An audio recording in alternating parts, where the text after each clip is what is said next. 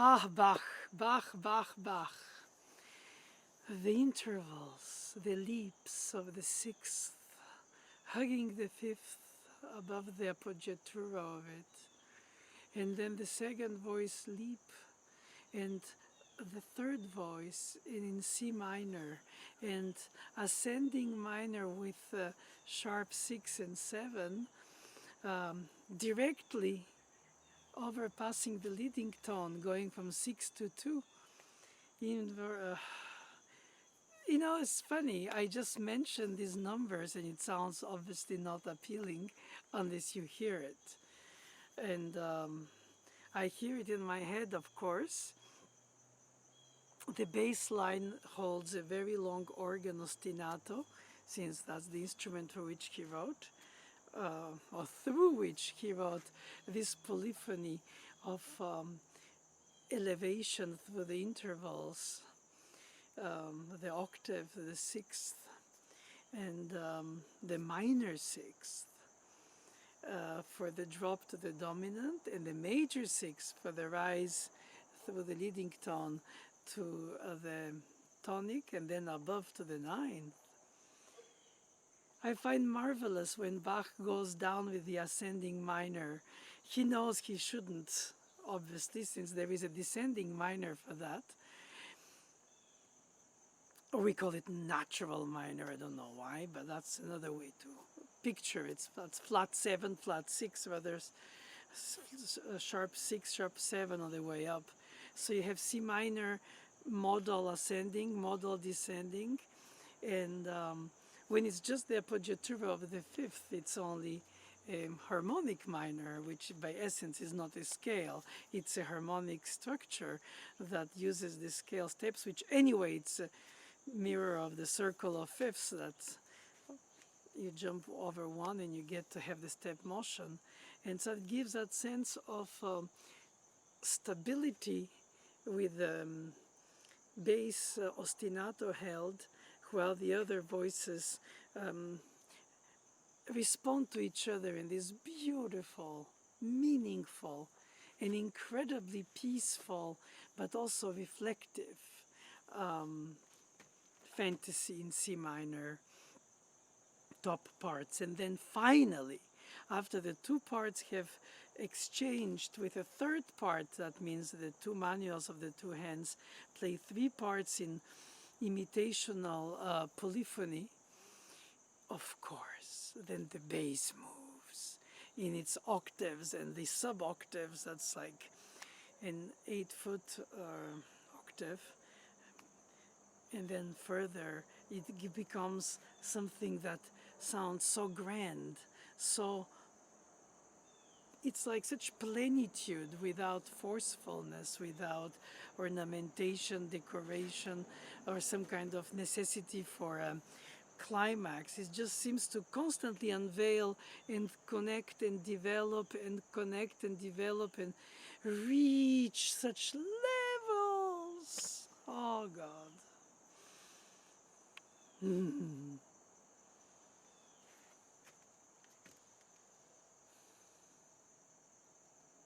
Obviously, I don't have an organ to play on. I only have my upright at home during these days where we cannot teach from school. But you know what? It's better than nothing. Of course, there'll be a decay. Of course, there will be not all this rounded, grand sound. But we can follow the voicings, and of course it's getting out of tune with the change of weather, with humidity and all. Being a pianist is a problem. We're the only who can't tune our own instrument. Well, few of us probably can, because they really were smart to learn. I unfortunately didn't, so I depend on the tuning, and it's difficult to afford tuning it daily. So you have to accept certain notes out of tune. Now again, in the Baroque days, the tunings were creating dissonances by the type of tuning. So I wouldn't play that ironic game of saying, well, anyway, it was out of tune for our ears of today. Because it's not true, really. It's just point of view of a colorization, of the tonalization. That's not that the words work. But I like very much that word. Yeah, we are tonalizing. And it brings such a solace more than everything. Bach's music is consolation for our angst, hopes, excitements, or even desperations. He seems to know how to talk to our most existential questions. Well, he doesn't talk to us. His intervals talk to us. His harmonic progressions talk to us. So inevitably, we cannot say it's Bach. It's Bach's music. And probably he would have accepted that differentiation that I do between Bach and his music. After all, the music of Bach is, of course, his, but it becomes ours during the ephemeral moments that we play it. And I will play it for you because it's a need, it's a necessity, and it becomes a calling to share these fundamental, eternal beauty.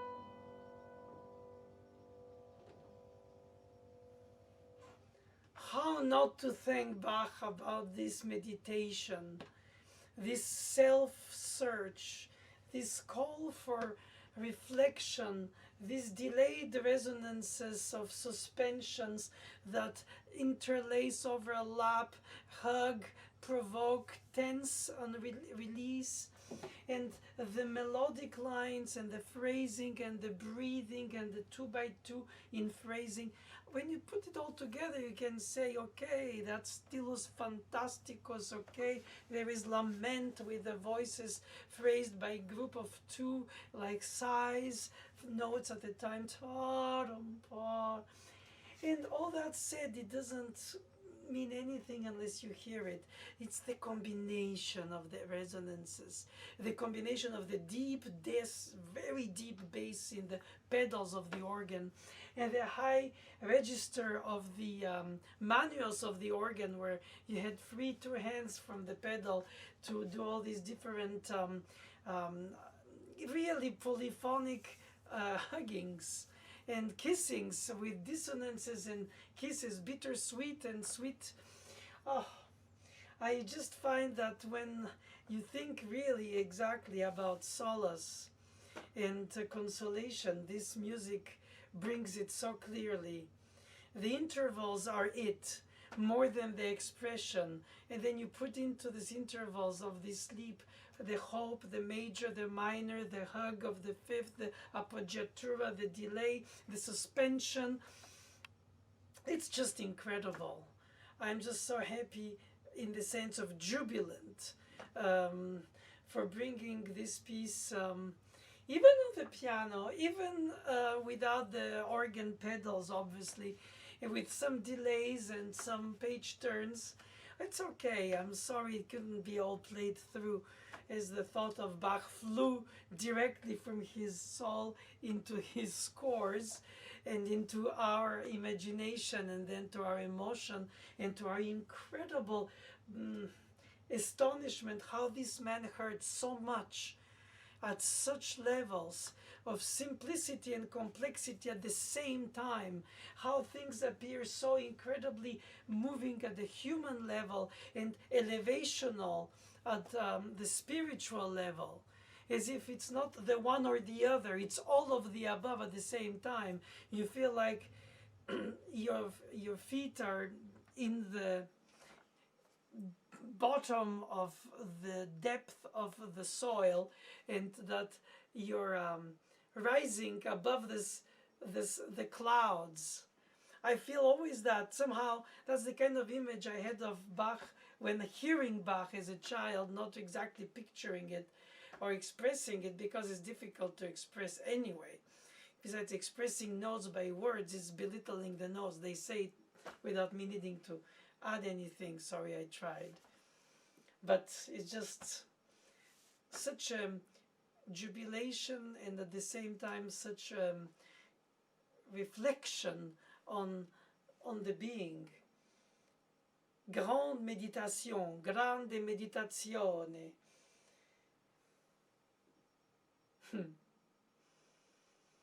Bach, Bach, oh Bach, always Bach.